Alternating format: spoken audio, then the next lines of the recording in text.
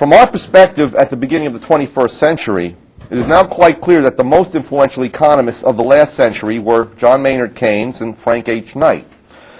This fact is not only of interest to intellectual historians, but to the general public, because the ideas and doctrines of these two men continue to powerfully shape the economic theories and policies of today. Keynes, of course, is the acknowledged founder of modern macroeconomics, and his ideas still dominate the discipline, even today. Knight's ideas pervade modern price theory, or microeconomics, particularly his model of perfect competition, which is the central construct in microeconomics. All right, given the profound and continuing influence of Keynes and Knight on modern mainstream economics, it is astounding to discover that both expressed strong sympathy with fascist doctrines during the 1930s. This is especially startling in view of the reputation of Knight and his colleagues in the early Chicago school as staunch proponents and defenders of a classical liberal social order based on economic freedom. It is even surprising in the case of Keynes, the prototypical modern liberal, whose rhetoric, at least, if post-war left-wing liberals are any guide, we would expect to have been fiercely anti-fascist. In fact, it was quite the opposite. In what follows, I first review Keynes' positive assessment of the fascist economic program of national self-sufficiency and a planned economy. I argue that it represented more than a mere flirtation or intellectual aberration, and that it arose from a strong affinity between key fascist and Keynesian economic doctrines. I then explain Knight's strangely sympathetic attitude toward the fascist leader principle. I contend that it also cannot be written off as an intellectual quirk or cranky eccentricity, of which Knight had very many, and that it emanates from Knight's peculiar conceptions of freedom and competition in the economic and political realms. In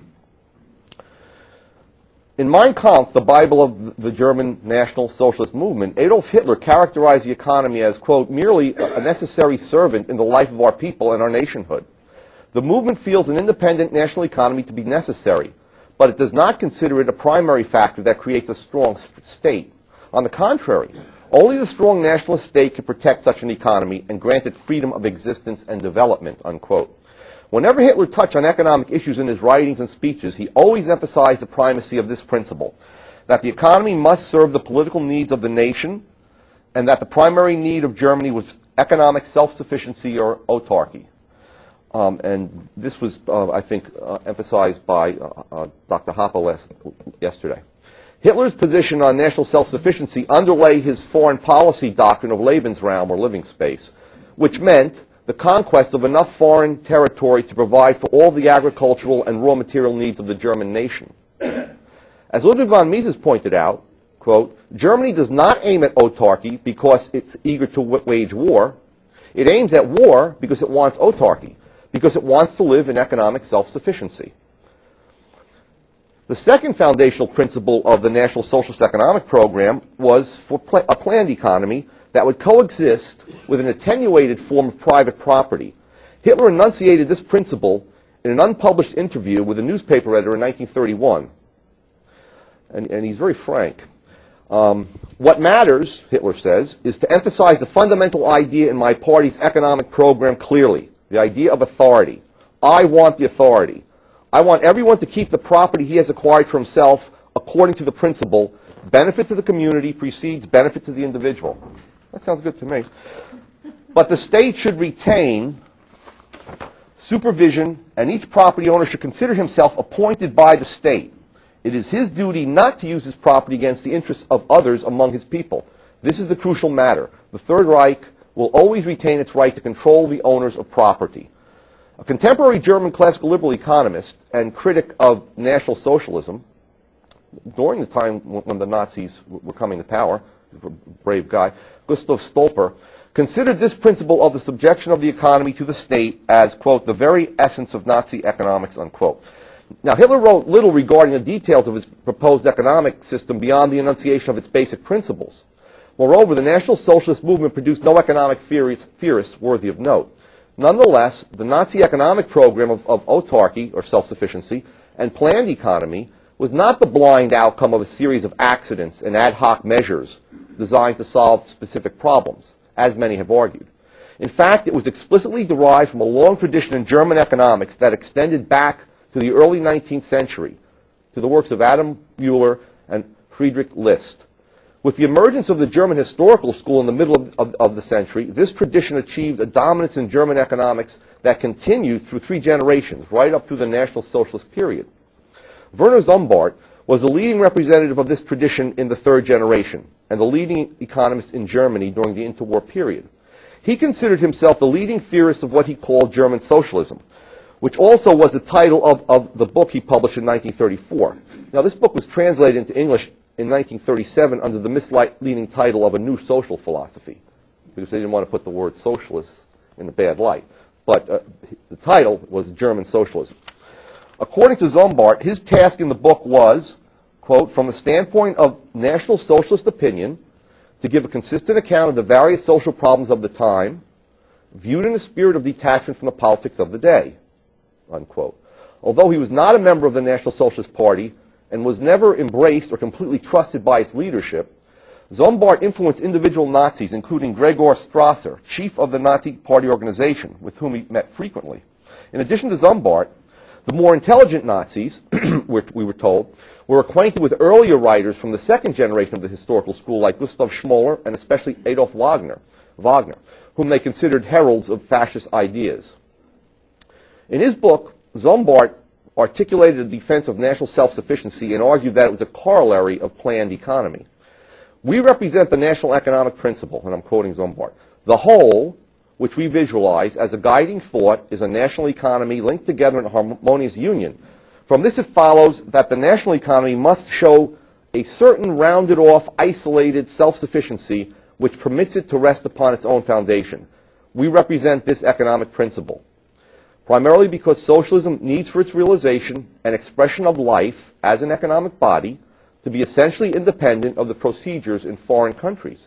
That, in consequence of all this, German socialism repudiates world economic formations as something in conflict with its innermost nature is self-evident.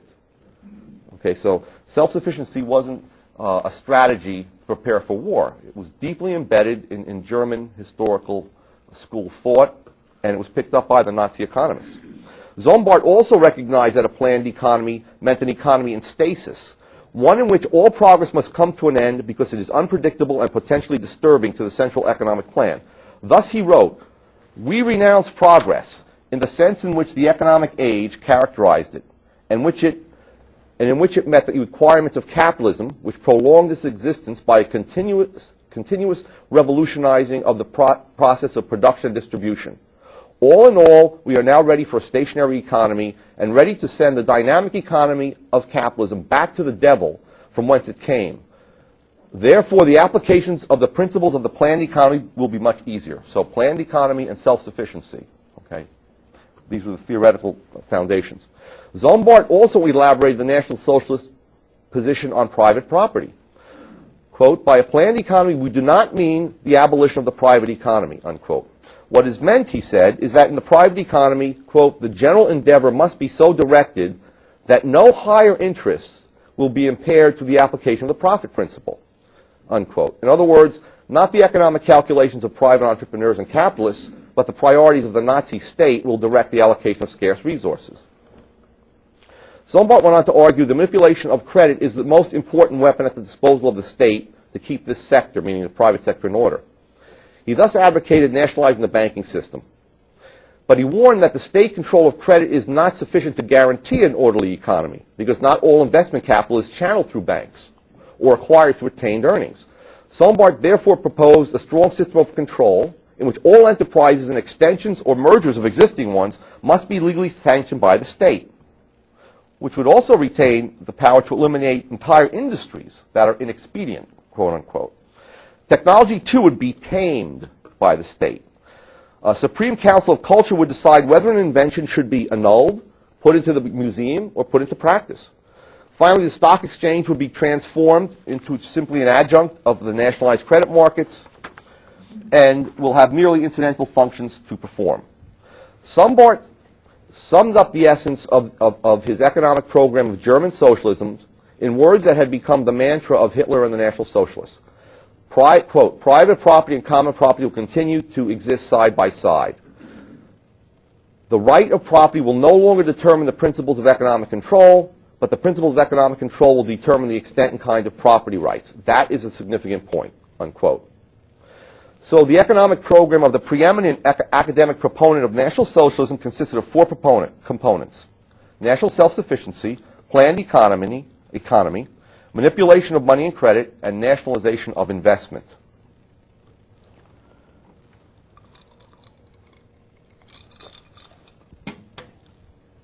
This precisely describes the economic program that Keynes developed between 1933 and 1936. In 1933, Keynes published an article entitled National Self-Sufficiency, whose significance was downplayed by his followers as a temporary deviation from his devotion to free trade and international division of labor. The classical liberal economist and friend of Mises, Michael A. Halperin, however, correctly referred to the article, quote, as one of Keynes' most significant writings and as representing far more than a passing mood, unquote. In fact, it is Keynes' public declaration of a loss of faith in capitalism and a call for experimenting with alternative economic institutions and arrangements.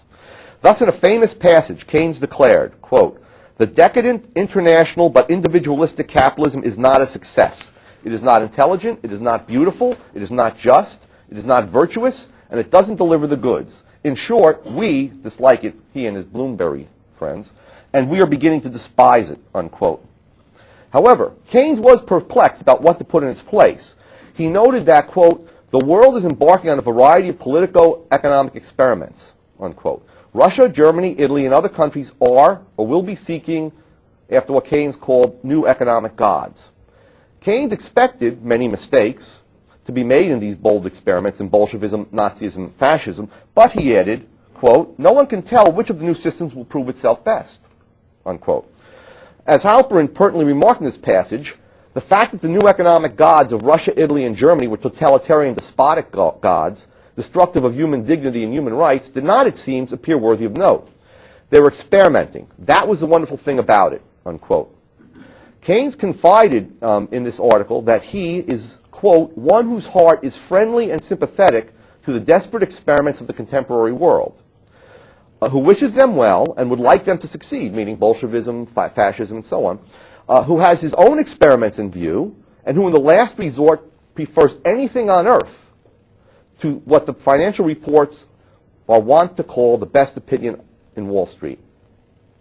Okay, unquote. Keynes' primary concern was that free trade and free movement of capital under the international gold standard be abolished, so that the world would be free to experiment with nationalist and socialist alternatives.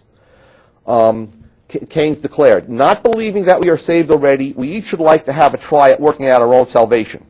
We do not wish, therefore, to be at the mercy of world forces working out or trying to work out some uniform equilibrium, according to the ideal principles, if they can be called such, of laissez-faire capitalism, unquote.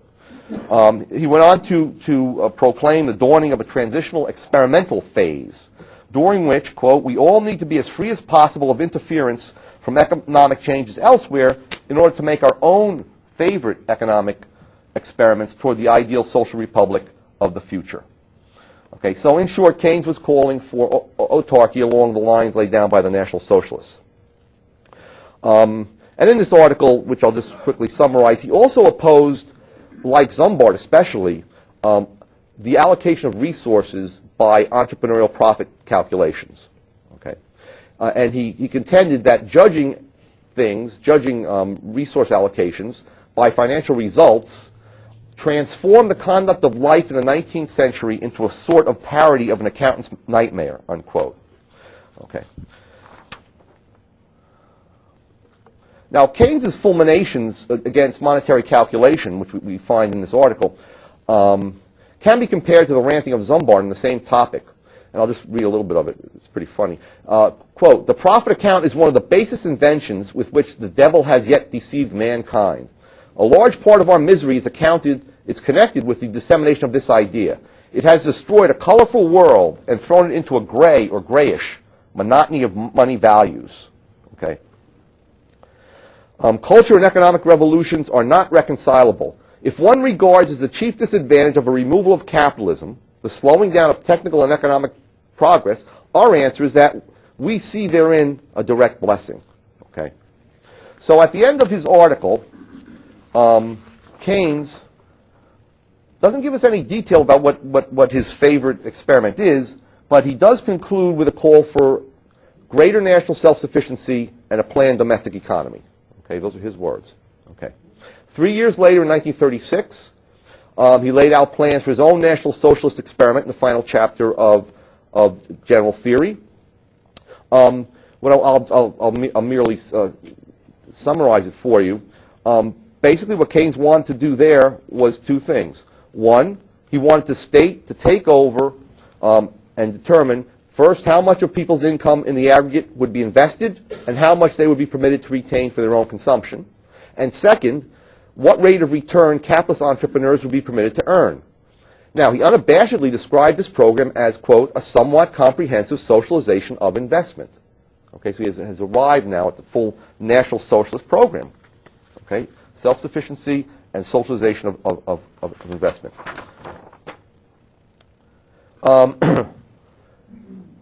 In particular, he wanted the state to expand credit to such a degree that it would push the interest rate down towards zero. Okay?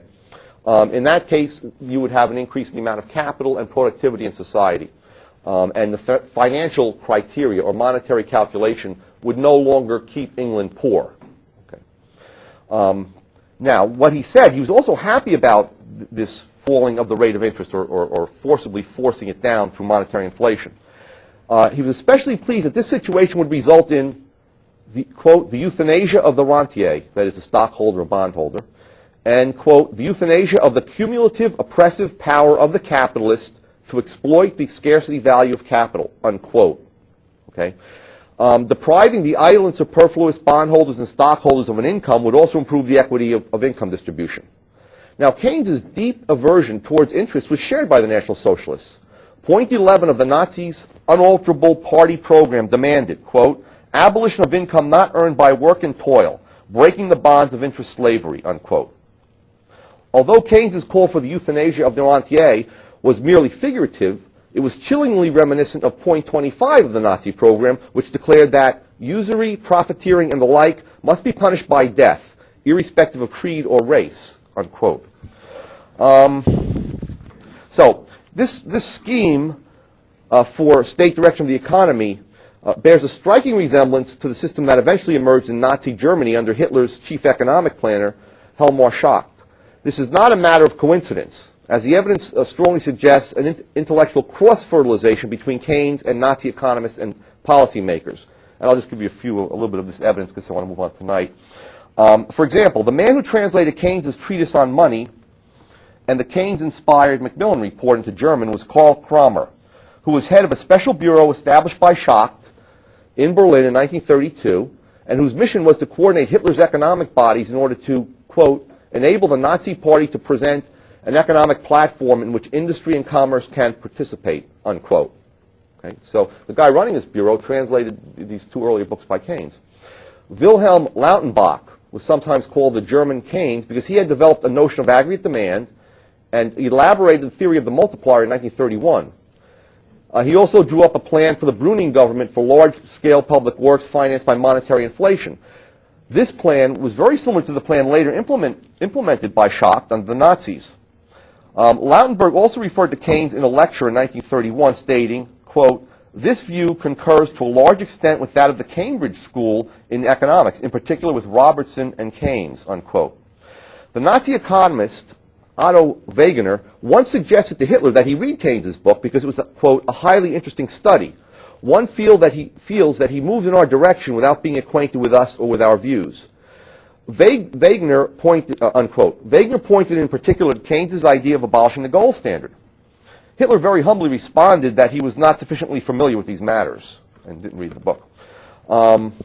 And Keynes himself saw evidence of similarity between him and the Nazi economists. Someone yesterday, I won't read it again, read the foreword that Keynes had written to the German translation of the general theory.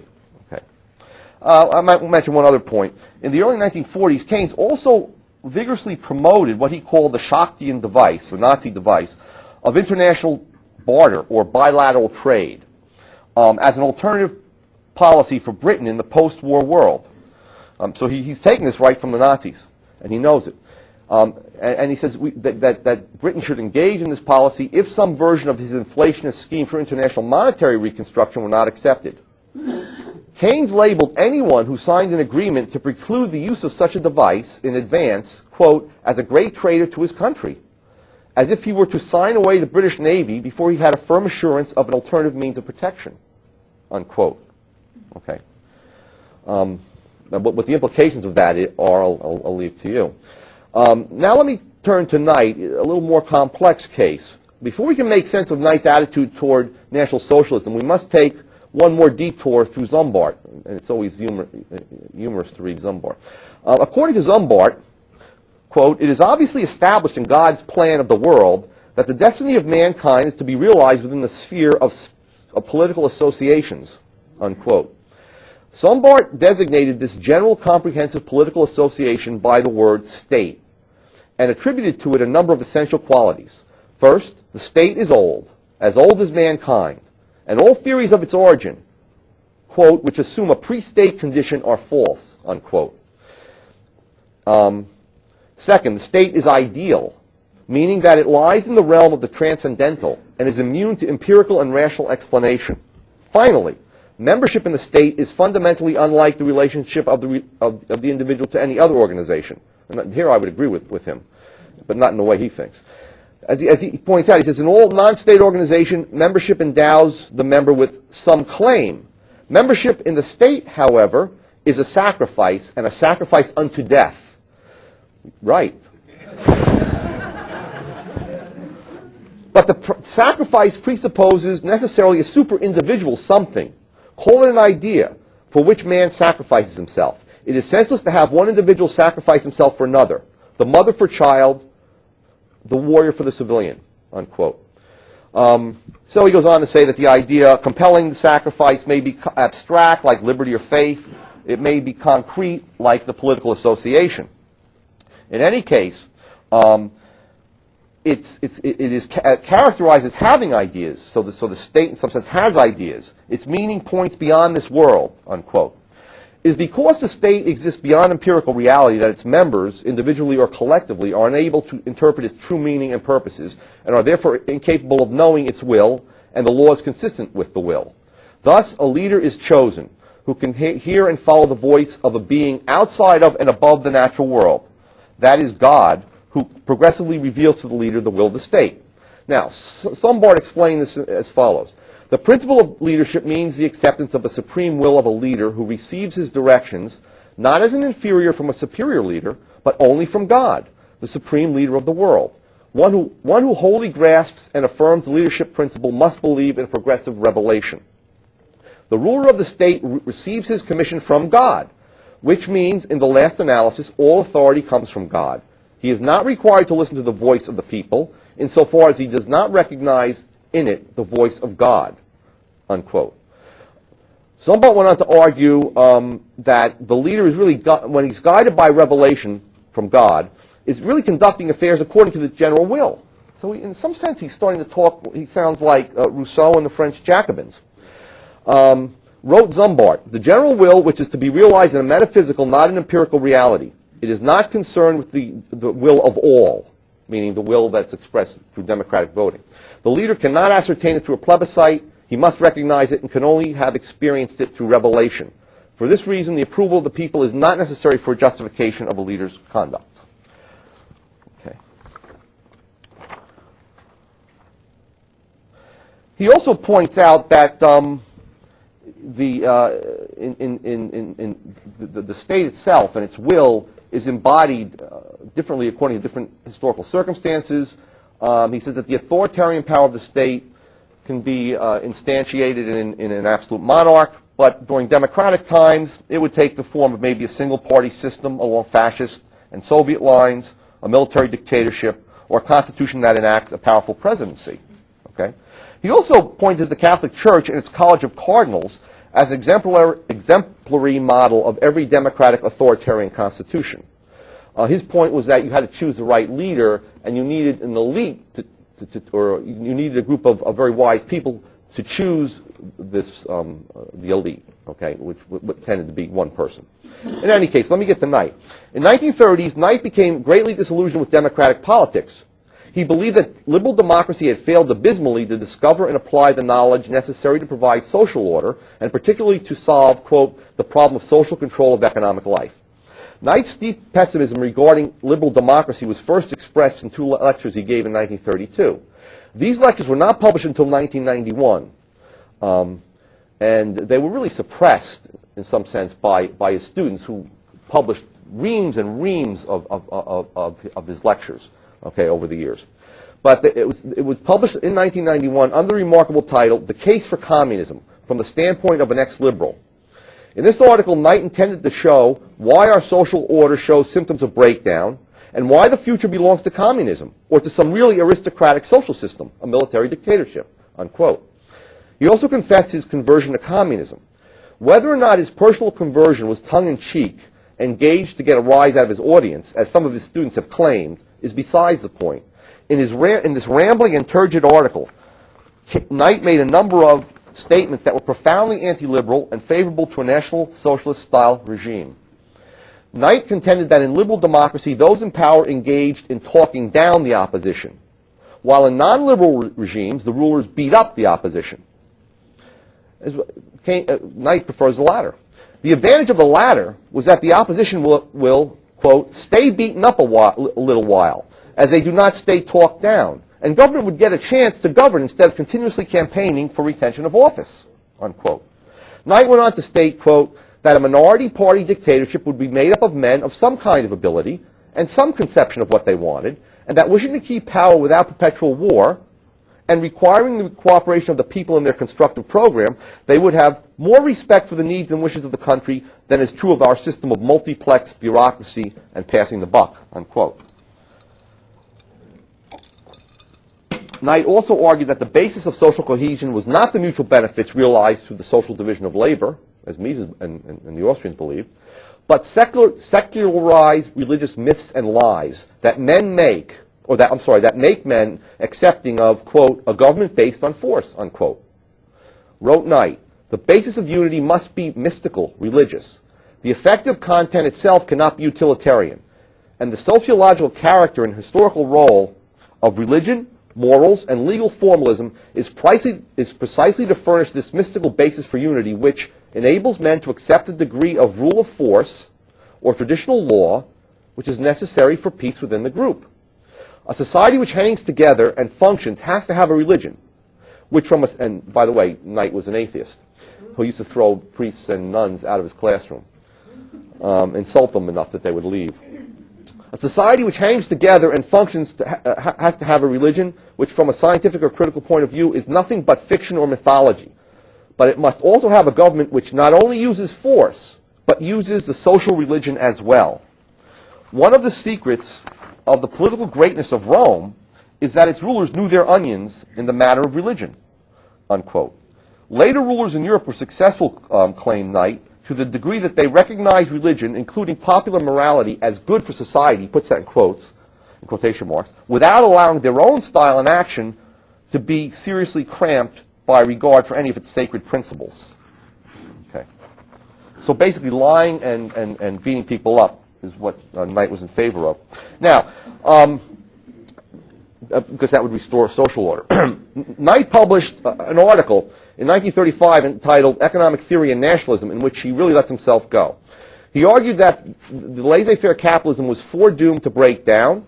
The breakdown comes because he believed monopoly and inequality at some point becomes intolerable, and the losers of the contest, the economic contest, become ideologically disillusioned and turn to democratic socialism, such as the New Deal, Fabian socialism, or social democracy. However, democratic socialism is not a real New Deal, he says, because political democracy as it works in practice is like free enterprise, competitive and individualistic. Hence, democratic socialism is incapable of initiating the ideal democratic discussion that will at last awaken the social mind. Okay, so now we're back at Sombart. Out of its ages-long slumber and succeed in ascertaining a real general will. Okay, ascertaining a real general will are Knight's words. Politics and economics under liberalism, meaning either democratic socialism or laissez-faire capitalism, are the same game, in Knight's words. The fundamental fact in both is the moral fact of rivalry, competitiveness, and the interest in power, unquote. Knight argued that democratic socialism was actually less stable than laissez-faire capitalism because both theory and experience go to show that the cumulative tendency to inequality and to consequent disruption of the system is likely to be actually stronger in the political field where the power is purely moral and psychological than in the economic sphere where such power is supplemented by or competes with control over material agents, unquote. So he's slightly more favorable to laissez-faire capitalism than democratic socialism. However, these are not what he proposes. Knight concluded that both wealth power and persuasion and prestige power will exist and be utilized under democratic socialism to acquire more power of both kinds, and that the predominance of politics under democratic socialism will render it susceptible to an even quicker self-destruction than laissez-faire capitalism. In any case, now he's watching now as he believes the U.S. economy is becoming more socialistic with the New Deal. So he says, as the liberal game inexorably degenerates, the unfulfilled, quote, moral cravings, unquote, of the masses for justice, freedom, and interesting activity compel a change in the rules of the game, which gives rise to a real New Deal. Okay? Now, this real New Deal is what he calls fascist nationalism. Quote, the next stage in the political evolution of the liberal democracy. So this was the next higher stage of evolution. Knight characterized fascist nationalism as, quote, natural, although extreme reaction to economic individualism, as a movement from crushing competitivism to a worship of emotional unity, and from intolerable insecurity to morbid craving for security. Despite his professed hatred for nationalistic dictatorship, Knight perceived in the emergence of fascism the first stirrings of the consciousness of the social mind, and identified in nationalist philosophy, quote, a central core of profound truth. It has a quality properly called religious. This truth is that there can be no human life without group life, and no group life, quote, without real devotion in a religious sense of the members to the group as a more or less mystical entity, and beyond it to some set of values for which the group is supposed to stand, unquote. Now we get to the leader. The position of the leader under fascist nationalism relies partly on power in the forms of both armed might and charismatic persuasion, but also, quote, rests in part on deliberate acceptance by the group based on failure to secure adequate unity by democratic methods. In other words, in some way the group brings forth the leader, okay, as democracy breaks down. Coolly considered, Knight says, the ethical ideal of fascists bred in circuses cannot be considered inferior to the ideal of economic man, although he did express his personal regret at the, quote, passing of freedom as an ideal to be striven for and to an important degree in actuality, unquote. So in some sense we actually did have freedom under laissez-faire capitalism, but following the group mind is something that's much more important. Knight's main objection to fascist nationalism was that the leader and his party are ultimately incapable of truly ascertaining and articulating the social mind, quote, because they do not secure their position through an active, intelligent, and moral selection within the group, unquote. Now, let me just sum up here. What was Knight's ideal system? Very difficult to figure out, but his ideal system, as I saw it, was democracy defined, quote, as a process of discussion leading to agreement, which is necessitated by the existence of a value cosmos, a world of objective super-individual norms to be thought of as discovered or progressively approached in the discussion process, okay? That is the discussion of a true democracy, in which most people shut up. Okay, people who don't know what they're talking about, they're not supposed to talk, okay? They're antisocial if they do. I mean, he has a whole long article on the sociology of talk. I mean, he's really crazy. All right. And then let me finish. The discovery and progressive realization of valid norms governing social interaction is thus the product of a real social choice that presupposes the existence of a group mind and manifests itself as, quote, free choice for a group of free individuals acting as a unit, unquote. Such group freedom of choice stands over and above individual freedom and leads to the intellectual direction of social processes by society in its own interest, unquote. Okay, so there's some real group mind. You can only find it. I mean, the fascist leader comes close to articulating it in some sense, but he fails, and you can really only find it when you have true democracy. So for Knight, the only problem with fascist nationalism is that the leader is chosen by a defective mechanism. He might have agreed with Zumbart's recommendation that the leader be chosen by a small group of socially minded intellectuals, possibly based, say, in Chicago. Okay. Thank you.